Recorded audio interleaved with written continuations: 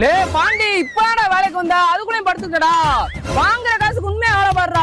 அப்பனாண்டா உழைச்சு சாப்பிட உடம்புல நொட்டும் நீங்க கொடுக்குற 500 ரூபாய் சம்பளத்துக்கு 2 மணி நேரம் தான் வேலை பார்க்க முடியும். மிச்ச நேரம் படுத்தாண்டா கிடப்பேன். ஏண்டா ஒருத்தன் டெய்லி வரேன் சும்மா தான் இருக்கேன், அவன் 1500 ரூபாய் சம்பளம் வாங்கிட்டு போறேன், அவனால நீ ஒண்ணும் கேட்க மாட்டியா? ஒரு மேஸ்திரிடா. மேஸ்திரியா இருந்தாலும் சரி காய்கறியா இருந்தாலும் சரி நீ அவன்கிட்ட கேள்வி கேட்கணும்டா.